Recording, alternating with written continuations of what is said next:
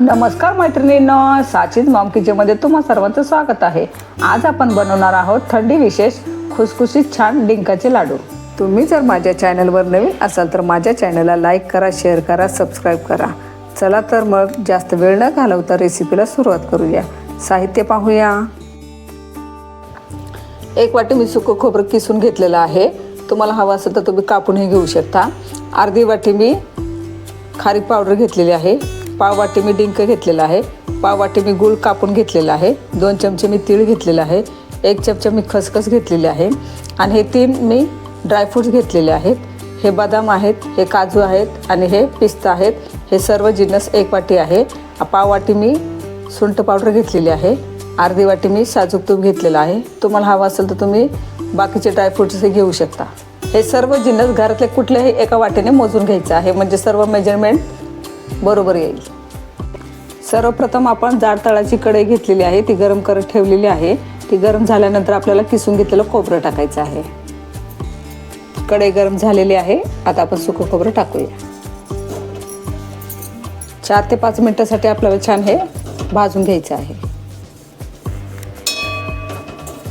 गॅसची फ्लेम बारीकच ठेवायची आहे, म्हणजे आपण खोबरं खिसून घेतलेलं आहे ते पटकन जळण्याची शक्यता आहे, म्हणून गॅसची फ्लेम मंदच ठेवायची आहे आणि सतत ढवळत राहायचं आहे। खोबरं छान सोनेरी रंगापर्यंत आपण भाजून घेतलेलं आहे, त्यात आपण काढून घेऊया।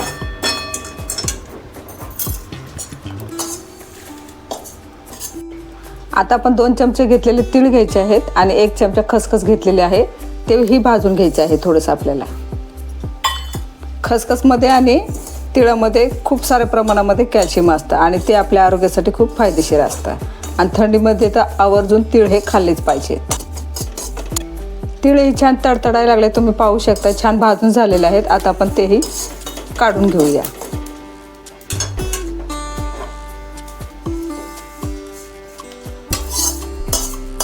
आता 4 चमचे घेतलेले साजूक तुपामधलं 1 चमचा मी तूप घेत आहे, ते टाकायचं आहे। तूप छान गरम झाल्यानंतर आपल्याला आपण घेतलेले ड्रायफ्रूट्स टाकायचे आहेत आणि ड्रायफ्रूटमध्ये तर तुम्हाला माहितीच आहे खूप साऱ्या प्रमाणामध्ये प्रोटीन असते। तेही छान आपल्याला गोल्डन रंग होईपर्यंत छान परतून घ्यायचे आहेत। ड्रायफ्रूट्स आपल्याला जास्त परतायचे नाही आहेत, तो हलकेसेच परतून घ्यायचे आहेत, नाहीतर आपल्या लाडूची चव बदलू शकते। तुम्ही पाहू शकता आपले ड्रायफ्रूट्सही छान हलकेसे सोनेरी झालेले आहेत, ते आता आपण काढून घेऊया।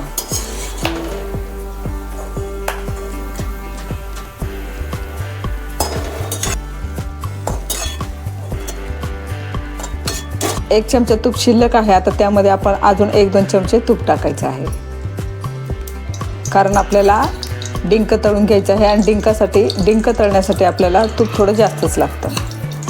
आता आपल्याला पाव वाटी घेतलेला डिंक तळून घ्यायचा आहे, त्यासाठी आपल्याला तूप छान कडकडीत गरम करून घ्यायचं आहे आणि 1-1 चमचा असं टाकून आपल्याला डिंक तळून घ्यायचं आहे। सर्व डिंक एकदाच टाकायचं नाही आहे, थोडा थोडा टाकूनच आपल्याला छान तळून घ्यायचं आहे, म्हणजे छान फुलेपर्यंत। सर्व डिंक एकदाच टाकून तळल्यामुळे तो नुसता फक्त फुलल्यासारखा दिसतो, पण आतून तो कच्चाच राहतो आणि लाडू झाल्यानंतर दाताला चिकटतं किंवा लाडू खाताना कचकच लागते। त्यामुळं डिंक छान फुलवून छान तळूनच घ्यायचं आहे।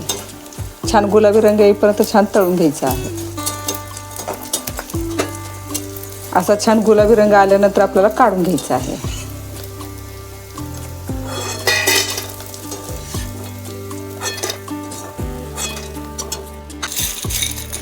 पुन्हा मी 1 चमचा डिंक टाकत आहे।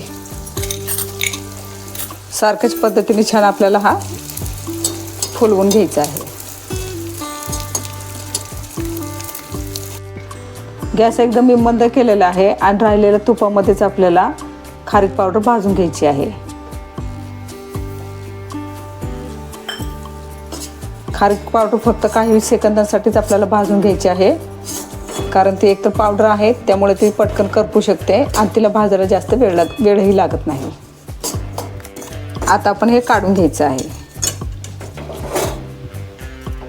ज्या ताटामध्ये आपण खोबरं वगैरे सगळं आपण भाजून ठेवलेलं होतं त्याच ताटावरती काढून घ्यायचं आहे। सर्व जिन्नस छान आपण खरपूस भाजून घेतलेला आहे। आता हे फॅन खाली आपल्याला छान थंड करून घ्यायचं आहे आणि मगच आपल्याला मिक्सरमध्ये फिरवून घ्यायचं आहे। आता हे सर्व जिन्नस छान थंड झालेलं आहे. आता आपण जे आहे मिक्सरच्या भांड्यामध्ये आपण हे पूड करून घेणार आहोत. ते भांडं छान स्वच्छ आणि कोरडं हवं आहे, त्यामुळे आपले लाडू टिकायला मदत होईल. आता हे मिक्सरच्या भांड्यामध्ये टाकायचं आहे.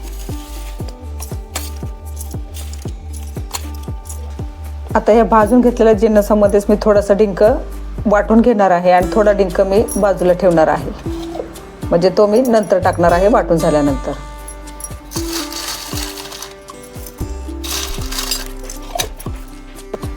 या पद्धतीने मी मिक्सरमध्ये फिरून घेतलेलं आहे. जास्त बारीक करायचं नाही, असं रव्याप्रमाणे रवाळ ठेवायचं आहे. पुन्हा एकदा कढई गरम करून घेतलेली आहे. त्यामध्ये आपल्याला आता पाववाटी घेतलेला बारीक चिरून घेतलेला गूळ टाकायचा आहे. गूळ फक्त आपल्याला वितळवून घ्यायचा आहे, पाक वगैरे करायचा नाहीये.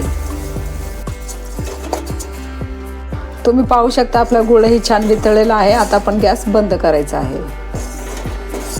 आता हा वितळून घेतलेला गूळ आपल्याला मिक्सरमध्ये फिरवून घेतलेल्या वाटणावरती टाकायचा आहे. आता थोडा डिंक मी असा शिल्लक ठेवला होता तो टाकायचा आहे. सुंठ पावडर ही टाकायची आहे.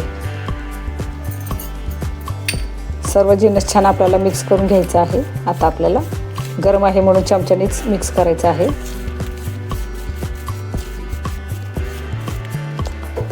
गूळ तुम्ही वितळवलेला जर का याच्यामध्ये टाकला आणि तो कडक झाला तर पुन्हा हे मिश्रण आपल्या कढईमध्ये टाकायचं आहे आणि थोडं मंद गॅसवरती भाजून घ्यायचं आहे. थोडं थंड झाल्यानंतर मग आपल्याला लाडू वळून घ्यायचे आहेत. डिंकही किती छान दिसतोय तुम्ही पाहू शकताय.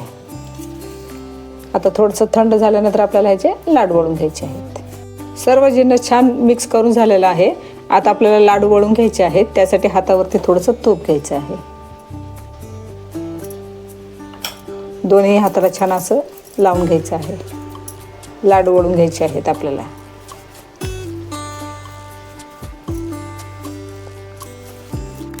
लहान मोठे हवे तशा आकाराचे तुम्ही लाडू वळून घेऊ शकता. मी असं या पद्धतीने असं लाडू बनवून घेतलेला आहे. किती सुंदर लाडू झालेला आहे तुम्ही पाहू शकता आपला. आता याच पद्धतीने आपण उरलेले सर्व मिश्रणाचे लाडू बनवून घेऊया.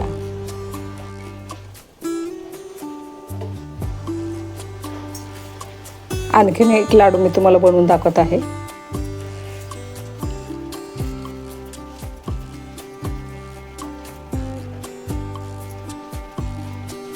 असा छान घोळून घ्यायचा आहे हातामध्ये आपल्याला.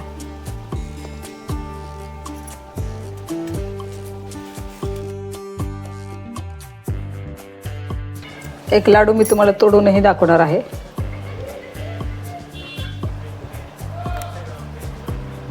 किती छान झालेला आहे तुम्ही पाहू शकता आपले डिंकाचे लाडू.